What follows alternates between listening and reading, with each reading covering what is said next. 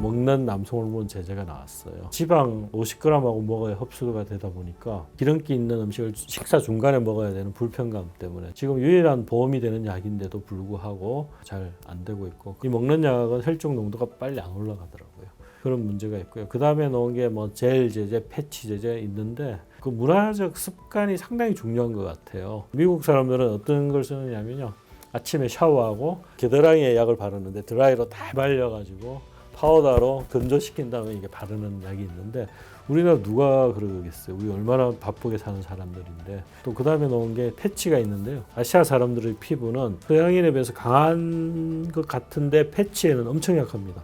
무슨 파스나 이런 부착되는 데는 피부염이 너무 심해서 약을 못 쓸 정도입니다. 그래서 그런 패치 제제는 부작용, 피부염 때문에 안 쓰고 있고, 현재 한국에서는 제일 많이 사용되는 게 3달에 한 번 맞는 주사제. 이 약의 단점은 이제 고가이지만 효과는 좋고요. 그래서 많이 쓰고 있고 국민성하고 약간 연관된 것 같고요. 주사제제를 선호하는 나라는 우리나라 사람들입니다.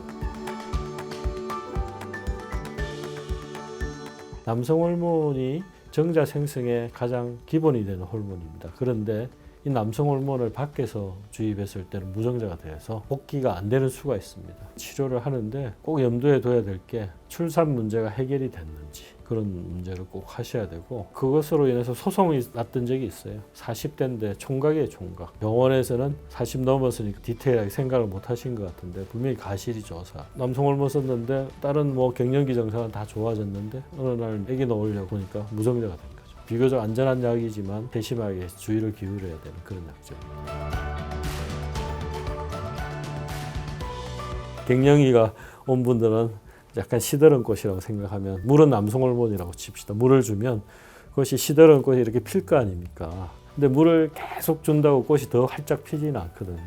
어느 정도 농도에 달하면 더 이상 피지는 않듯이 남성 호르몬도 마찬가지입니다. 예전에 뭐 프로에 보니까 신동엽 씨, 김종국 씨가 나와서 남성 호르몬 네가 높니 내가 높으니 그런 말을 하는데, 남성 호르몬이 높다고 뭐 정력이 세고 이런 건 아니에요. 어느 적정 수준 이상만 되면 되는 거고, 남성 호르몬을 일시적으로 높일 수는 있어요. 성관계 후에 재면 확 올라갑니다. 그리고 야한 생각을 해서 뇌에서 그런 걸 좀 자극하고 재면 좀 올라갈 수 있겠죠. 남성 호르몬을 적정 수치에 유지하는 것이 좋지, 정상 범위에 있는 사람들 사이에서 높다고 더 좋은 건 아닙니다.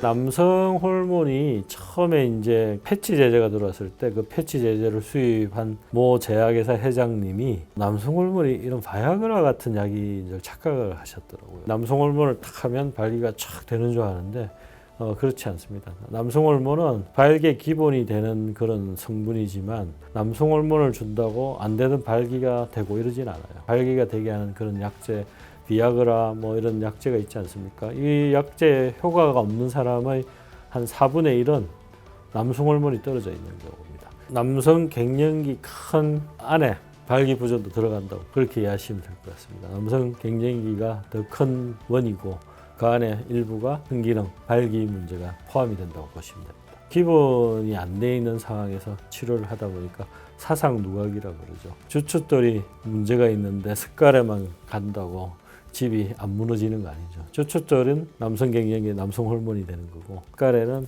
성기능, 발기 문제라고 생각하시면 됩니다. 기본적으로 비아그라 이런 약제가 효과를 보려면 남성 호르몬이 기본적으로 정상 수치에 유지가 되고 있는 경우에 효과를 보는 거고, 남성 호르몬은 바이아그라하고는 같이 가는 건 맞는데 전혀 다른 성분과 역할이 전혀 다른 그런 약이라고 볼 수 있습니다.